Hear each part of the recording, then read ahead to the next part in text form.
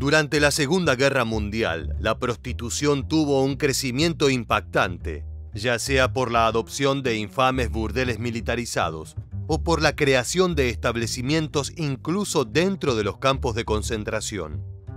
Sin embargo, la Unión Soviética iba a contramano de estos cambios, tomando una postura cada vez más dura para combatir un fenómeno que consideraban una degeneración propia del capitalismo. Desde el cierre masivo de establecimientos a la persecución y el fusilamiento de meretrices, los métodos soviéticos fueron brutales. El problema es que las fuerzas del eje eran ávidas consumidoras de este tipo de servicios, generando un clima hostil en los territorios soviéticos conquistados. En este nuevo video de historia militar te queremos llevar a un viaje temporal para conocer por qué la prostitución era tabú en tierras rusas y cómo el oficio más antiguo de la historia continuó sobreviviendo de forma ilegal bajo las narices del gobierno de Stalin. En Moscú la prostitución fue permitida durante casi 75 años, entre 1843 y la Revolución Bolchevique de 1917. En esa ciudad antigua, corazón del imperio zarista, había todo tipo de ofertas sexuales. Los burdeles de primera categoría ofrecían sesiones grupales de 1 hora por un total de 15 rublos. Para los más exigentes, por el precio de 7 rublos por persona, se podía acceder al popular juego carnal conocido como Niñera, hazme más daño. No ahondaremos en detalle, pero teniendo en cuenta el nombre, de seguro puedes sacar tus conclusiones al respecto.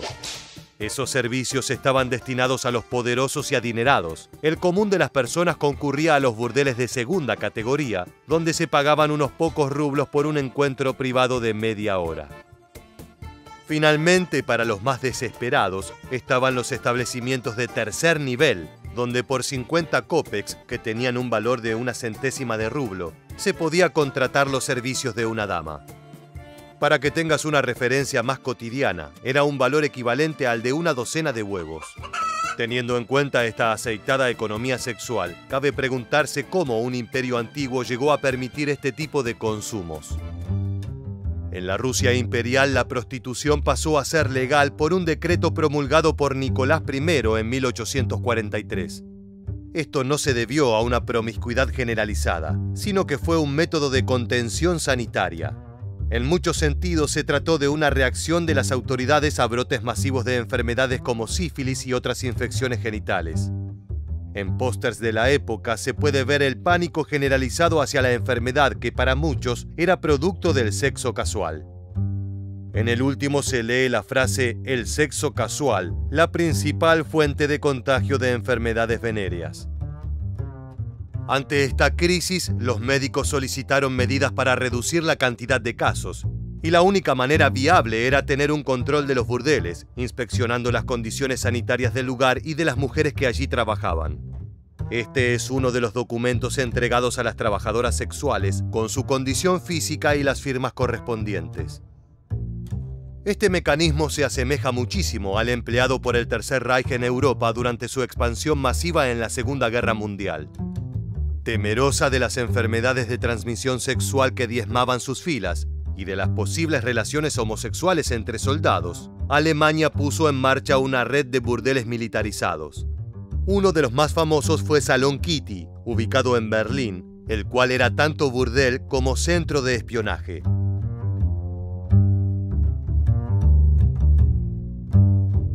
En la parte superior de este establecimiento, las muchachas seducían a hombres importantes que en momentos de debilidad o placer revelaban secretos de gran importancia para el Reich. Todo el lugar estaba microfoneado y mediante cables se llegaba a una sala de grabación en la parte inferior. Por supuesto, no todos los lugares eran tan sofisticados. Por lo general, los establecimientos funcionaban en viejas casonas que en muchos casos habían sido burdeles previo a la ocupación nazi. Sin embargo, en esas habitaciones no dormían muchachas alemanas, sino jóvenes esclavas de las comunidades arrasadas, principalmente polacas, que se destinaban obligadas al placer violento de los soldados. Las gitanas y judías no eran elegibles para ese trabajo, por lo que eran enviadas a campos de trabajo forzado. Más adelante veremos en detalle cómo funcionaba esta política sexual durante la campaña germana en territorio soviético. Ahora sí, volvamos al gigante euroasiático. Rusia es un país gigantesco tanto horizontal como verticalmente, tanto así que esa extensión ha sido uno de los principales desafíos a superar por parte de quien esté en el gobierno. El primer comité médico y policial fue establecido en la calle Kolbovsky, y los funcionarios se plantearon una pregunta: ¿por qué recorrer toda la ciudad cuando se podía solicitar a los interesados acercarse hasta el organismo? Fue así que los primeros permisos otorgados a burdeles pautaron su instalación a pocos metros del edificio del comité, en el infame barrio Sretenka.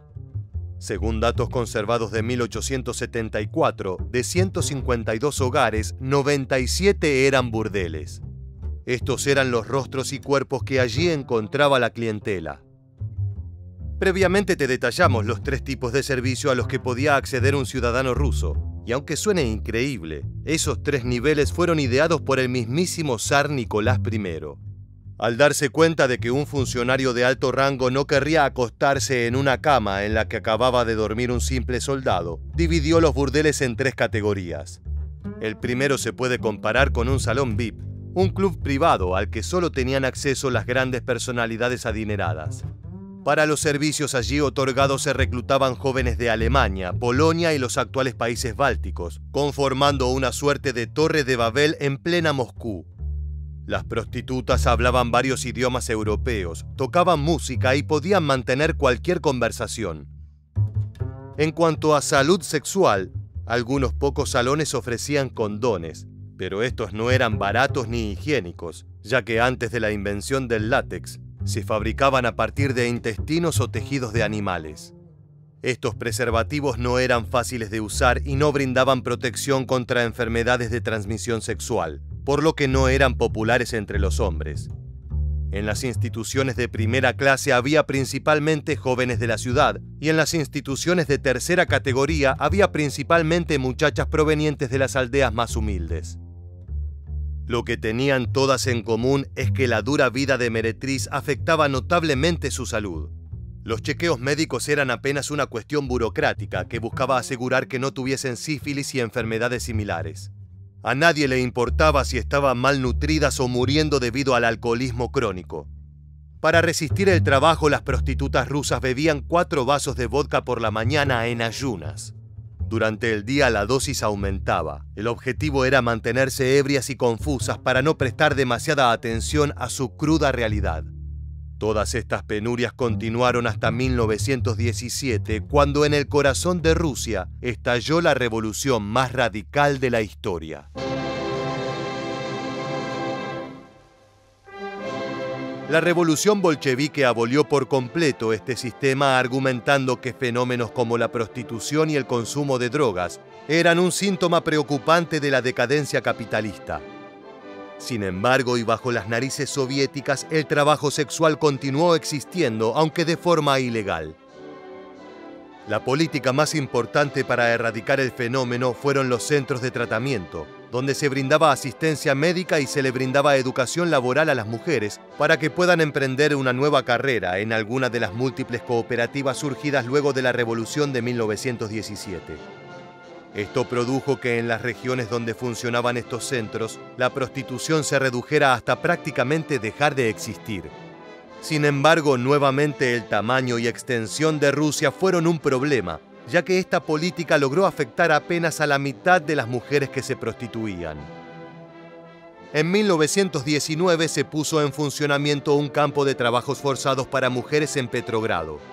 Allí unas 6.500 prisioneras pasaron por las penurias de la cárcel soviética, un 60% acusadas de prostitución, ya para entonces un crimen punible con cárcel. En simultáneo continuaron los intentos de rehabilitar a algunas meretrices que eran consideradas víctimas del sistema capitalista. Fue por eso que también en 1919 se establece la Comisión para Combatir la Prostitución, un organismo dependiente del Comisariado Popular de Salud. En 1929 se introdujo un sistema por el cual las meretrices eran enviadas a instituciones especiales de trabajo forzado para su reeducación. En caso de reincidir, luego de una estadía en esos campos, eran enviadas a centros de detención más brutales, destinados a criminales y enemigos del Estado. En los primeros años de la década del 30, las extranjeras sospechosas de prostituirse eran deportadas a su país natal, aunque con el tiempo todas las mujeres atrapadas fueron encarceladas en instalaciones de variado nivel de control policial. El siguiente gran paso en este proceso de persecución se dio con el inicio de la Segunda Guerra Mundial. Como parte de su estrategia de avance militar, los países del eje solían establecer burdeles militarizados. Ya te contamos cómo era la situación alemana, pero los italianos también fueron parte de este proceso de dominación sexual. Las imágenes que acabas de ver corresponden a la avanzada italiana sobre territorio ruso. Durante la campaña de Italia en la Unión Soviética, los soldados de Mussolini entablaron relaciones con mujeres rusas, pese a las constantes indicaciones de las autoridades de evitar cualquier tipo de contacto con la población local por motivos de seguridad e higiene. Algunos soldados del eje incluso practicaron el concubinato, emprendiendo relaciones románticas con las soviéticas. Para evitar esas situaciones problemáticas, las autoridades italianas también favorecieron la instalación de burdeles regulados de forma militar, lo que permitía llevar un control sanitario, pero también evitar el contacto excesivo entre las tropas y las mujeres locales. Más allá de que creían que un soldado enamorado puede ser más propenso a la cobardía, estaba también el miedo al espionaje. En muchos casos, la preocupación es que esas mujeres que conquistaron a los hombres del eje estuviesen buscando información o momentos de debilidad para colaborar con el Ejército Rojo. Los historiadores han tenido problemas para reconstruir las actividades del ejército italiano en el territorio soviético, ya que gran parte del material que se conserva de la época perpetúa la imagen del buen italiano, del invasor respetuoso y romántico que trata bien a sus conquistados. En muchos casos, las historias de amor que relataban las tropas italianas que volvieron a su patria eran en realidad recuentos de encuentros con prostitutas o jóvenes abusadas. Los alemanes tuvieron una experiencia similar a la italiana, aunque la instalación de los burdeles militarizados, una de las marcas registradas del nazismo, probó ser una tarea difícil. Por un lado, el odio de los campesinos soviéticos a los alemanes era demasiado grande como para confraternizar, y por el otro no había demasiados prostíbulos preexistentes en funcionamiento. Recuerda que el Reich aprovechaba establecimientos ya abiertos y a prostitutas con experiencia, pero en territorio ruso esto no era posible debido a la prohibición a la actividad llevada a cabo por el gobierno.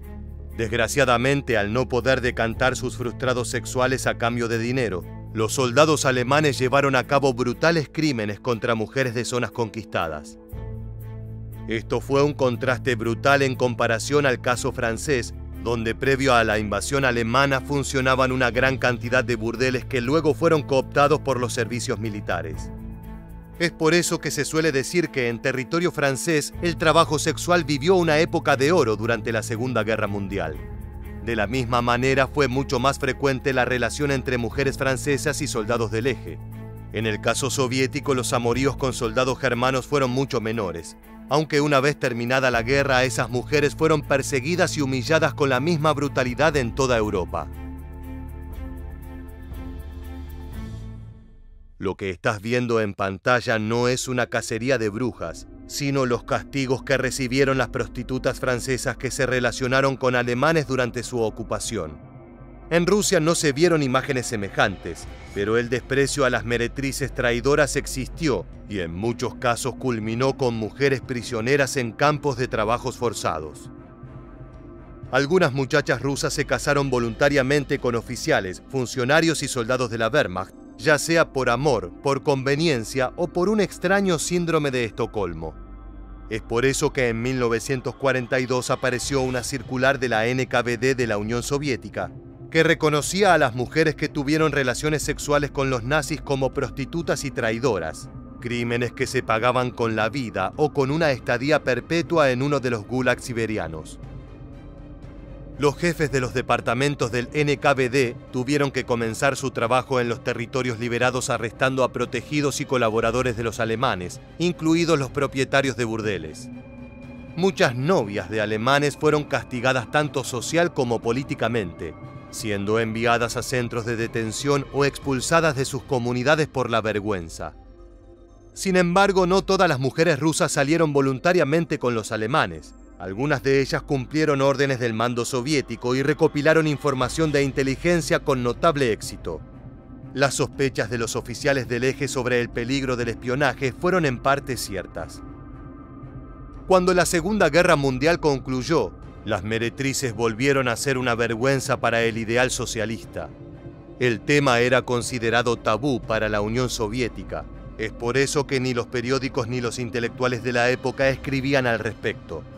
Tal fue el oscurantismo al respecto, que recién en 1980 se incluye el término en este diccionario enciclopédico soviético, definiendo a la prostitución como un mal surgido en sociedades antisocialistas y que se esparce debido al capitalismo. Aún así, las negativas ideológicas no lograron impedir la existencia de la prostitución en la Unión Soviética, sobre todo en las regiones más marginalizadas y donde el progreso urbano no llegó con la misma intensidad.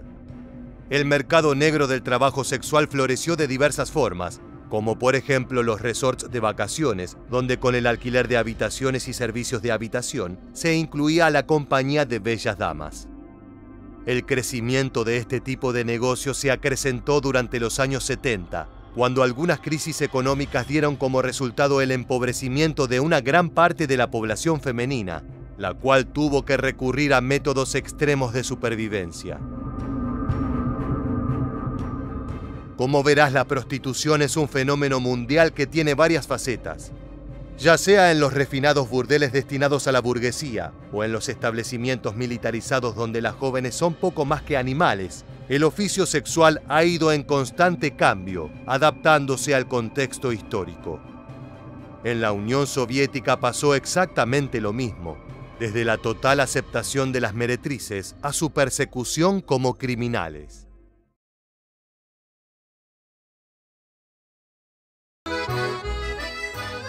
Imagina que existe un sitio donde los oficiales más importantes del imperio nazi van en busca del máximo placer que su bolsillo pueda pagar. Es un lugar de fantasías inimaginables, donde las perversiones más oscuras de los lugartenientes de Hitler se vuelven realidad. Las mujeres más hermosas de Europa están allí, dispuestas a cumplir todos sus deseos a cambio de un precio exorbitante. No cualquiera puede permitirse una visita aquí, pero quienes pueden pagarla siempre vuelven. Hoy en este nuevo episodio de Historia Militar, te contaremos todo acerca de Le Javanet, el lujoso burdel de los jerarcas nazis. Para comprender esta historia tenemos que remontarnos a los primeros compases de la Segunda Guerra Mundial. En el año 1940 las fuerzas del Tercer Reich parecían imbatibles y todos contemplaban con una mezcla de espanto y asombro cómo Europa caía bajo las garras de Hitler. Las tropas del Führer se adueñaron de Francia a una velocidad increíble. Los galos estaban desorganizados y su ejército no logró frenar de ninguna manera a los temibles Panzer alemanes. La defensa fue un completo fracaso que se saldó con la conquista militar de la nación, que quedó dividida en dos. Por un lado se montó la zona de ocupación militar en el norte, administrada por los alemanes. Por el otro, en el sur, se estableció la Francia de Vichy, un estado colaboracionista ávido de obtener el favor de los nazis. A continuación escucharemos el momento donde el primer mandatario de Francia anuncia a su pueblo la rendición. J'ai demandé à nos adversaires de mettre fin aux hostilités. J'ai pris cette décision dure au cœur d'un soldat, parce que la situation militaire l'imposait. A pesar de que esto fue una tragedia para la población, lo cierto es que para las prostitutas, la invasión germana significó el inicio de su edad de oro. Nunca antes hubo tanta demanda de meretrices en Francia, a punto tal que se convirtieron en uno de los grupos sociales más beneficiados durante aquel período. Resulta interesante el hecho de que en Berlín, la ciudad que era el corazón del Tercer Reich, los burdeles estaban terminantemente prohibidos. Hitler había calificado a la prostitución como un oficio inmoral, cuyo único fin era sumergir a la raza aria en la decadencia. Quienes la ejercieran eran consideradas criminales, por lo que en consecuencia eran duramente perseguidas por la policía. Sin embargo, los nazis no aplicaron estas mismas políticas en los territorios conquistados. De hecho, en estos sitios la prostitución no solo estaba permitida, sino que además era administrada por las propias autoridades de ocupación militar. El ejército alemán se atrevía a contradecir las palabras del Führer y sostenía que las meretrices eran necesarias para los soldados. Creían que los hombres, al estar alejados de su hogar y sometidos a la presión constante de la guerra y la vida militar, necesitaban satisfacer sus deseos para mantener la moral elevada. De todas formas, esto no significaba que la tropa pudiera mezclarse libremente con cualquier prostituta callejera, sino que había normas estrictas que regulaban cómo debía ser su comportamiento sexual. La Wehrmacht clasificó a los burdeles en dos categorías diferentes. Por un lado se encontraban los prostíbulos de guarnición, ubicados en las ciudades más grandes, que por definición eran los que tenían más tropas de ocupación y consecuentemente más demanda de meretrices. Por el otro había burdeles de campo, que se ubicaban en la retaguardia de las líneas de batalla. Un hombre que estuviera exhausto como consecuencia de un combate que se extendió a lo largo de varios días, podía solicitar a sus oficiales un permiso especial para descansar.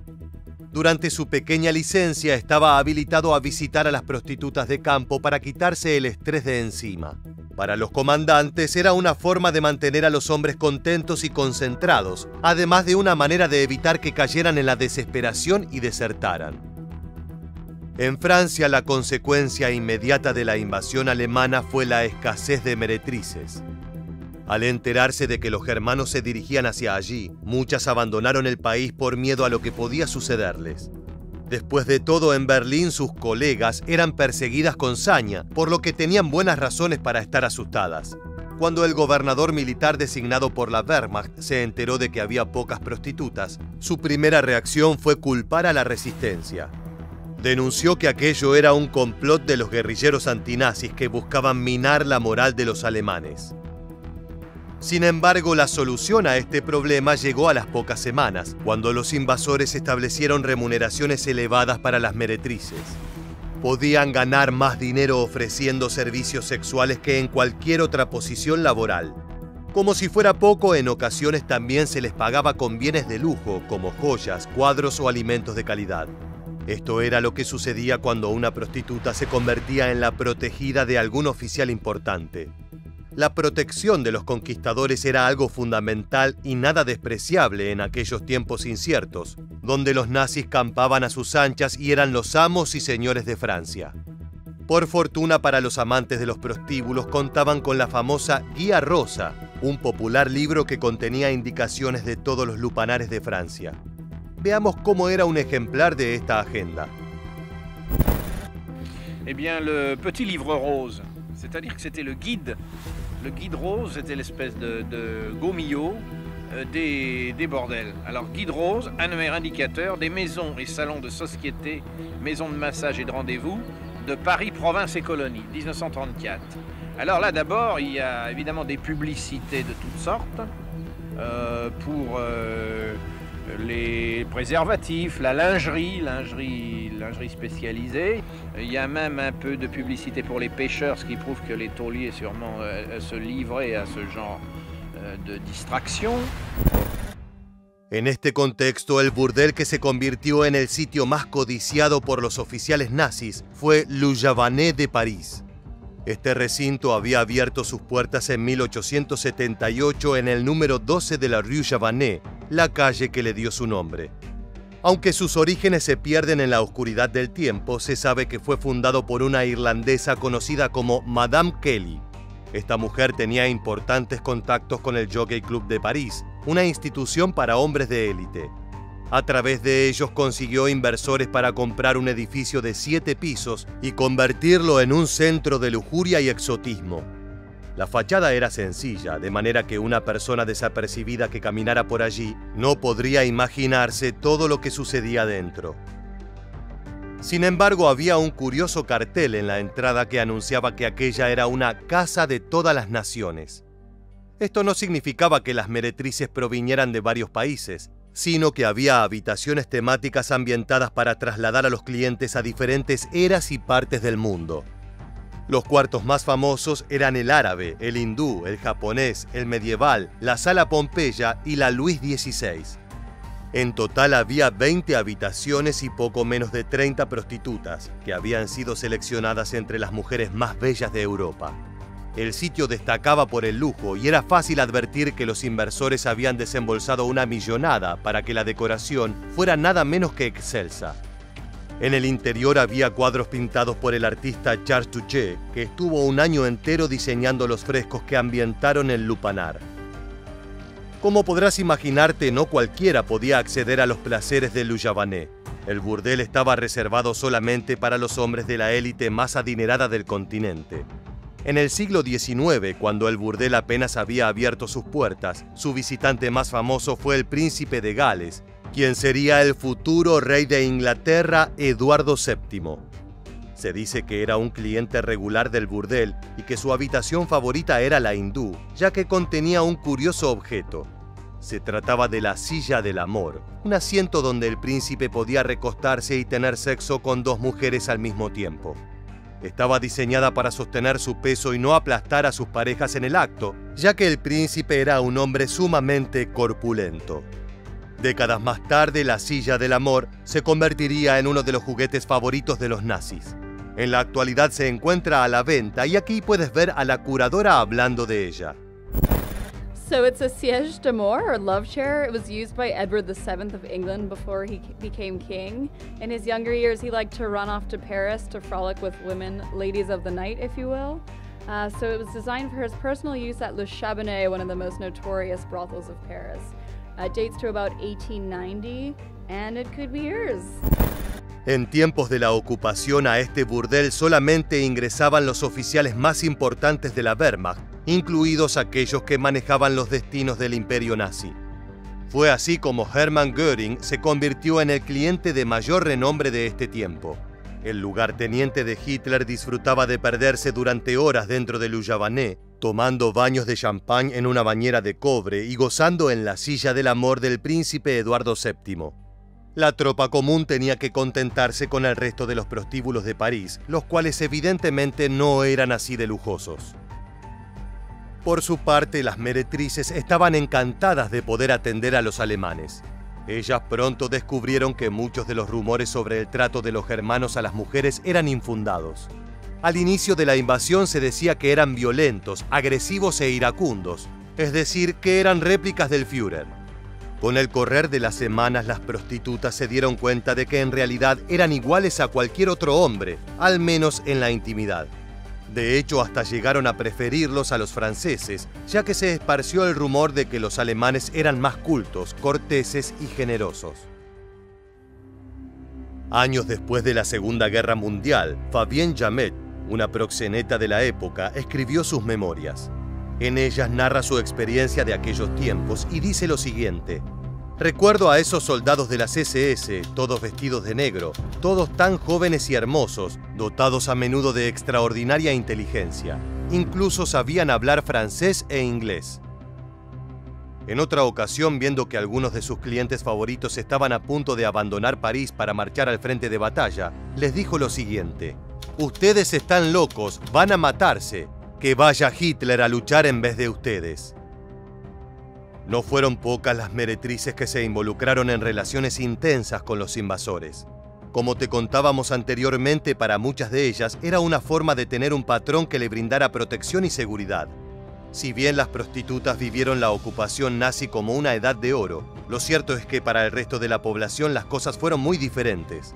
La opresión del gobierno alemán se tornó insoportable y esta situación llegó a su límite durante la última etapa de la guerra, cuando la miseria se adueñó de Europa. En ese contexto, las meretrices comenzaron a ser señaladas como cómplices del régimen. Se decía que estaban practicando colaboracionismo horizontal, un juego de palabras para acentuar que intercambiaban favores sexuales por bienestar. A pesar de que esto era exagerado y la mayoría simplemente cumplía con su oficio, nada de esto importaba. Para el pueblo francés, estas mujeres eran tan culpables como el peor de los jerarcas nazis y debían ser castigadas. La situación estaba a punto de llegar a su clímax. Hacia junio de 1944, los enemigos del fascismo dieron inicio a la liberación de Francia, una maniobra donde la resistencia tuvo un rol destacado. Poco más tarde, en agosto, los soldados alemanes guarnecidos en París se rindieron y abrieron las puertas a los aliados. De esta manera, la nación gala recuperó su independencia. Los líderes del régimen de Vichy fueron sometidos a un juicio por traición a la patria. La sentencia más brutal estuvo reservada para el primer ministro Pierre Laval, quien era el verdadero dirigente del Estado. El 15 de octubre de 1945 fue condenado a muerte, conducido ante un pelotón de fusilamiento y ejecutado.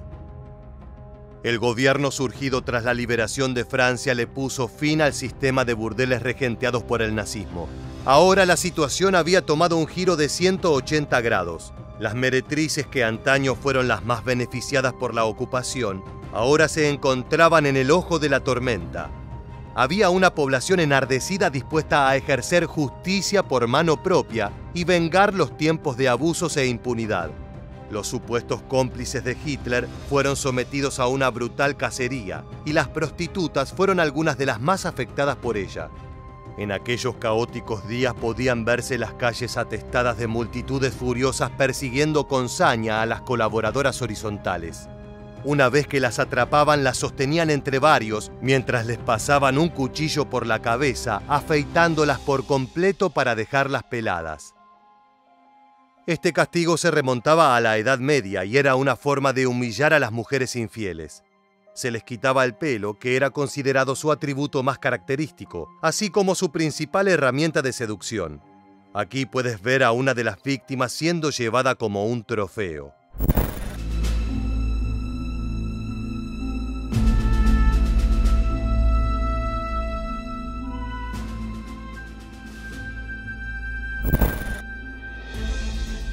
Sin embargo, los escarmientos no terminaban aquí. Las más desafortunadas eran apaleadas hasta que estaban cubiertas de moretones y sangrando por decenas de heridas. A continuación, eran subidas a un camión y paseadas a lo largo y ancho de todo París, de manera que los ciudadanos pudieran insultarlas, escupirlas y abuchearlas. Nadie podría haberse imaginado que una de las meretrices de Loujavanais, que hasta hacía poco era uno de los lugares más exclusivos de la urbe francesa, ahora fuera ultrajada de semejante manera. La historia del lupanar más famoso de París terminó en 1946, cuando el gobierno ordenó cerrar todos los burdeles. En 1951 los bienes del sitio fueron vendidos en una subasta, lo que dio como resultado que el público conociera la verdad de lo que sucedía en su interior. Fue así como salieron a la luz los detalles más escandalosos sobre las habitaciones temáticas y los objetos como la silla del amor de Eduardo VII. En la actualidad, en donde antes funcionaba Loujavanais, hay un edificio de departamentos de uso particular. Ya no quedan rastros de lo que antaño fue un albergue de placer para los jerarcas nazis.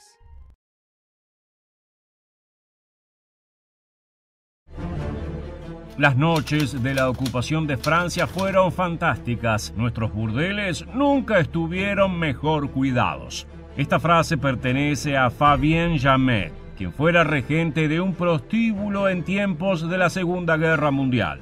A partir de 1940, cuando las tropas del Tercer Reich invadieron la nación gala y la conquistaron sin esfuerzo, la demanda de meretrices creció hasta niveles insospechados. Nunca antes la prostitución había vivido una edad de oro como en ese momento, hasta tal punto que algunas de estas mujeres fueron de las más beneficiadas por la presencia del nazismo. Sin embargo, ellas no se imaginaban los sufrimientos que atravesarían una vez que los soldados de Hitler iniciaran la retirada del país. No te muevas de tu pantalla, porque en los próximos minutos te contaremos todo acerca de los terribles castigos a mujeres luego de la liberación de Francia. ¿Estás listo? Pues entonces, prepárate para viajar en el tiempo.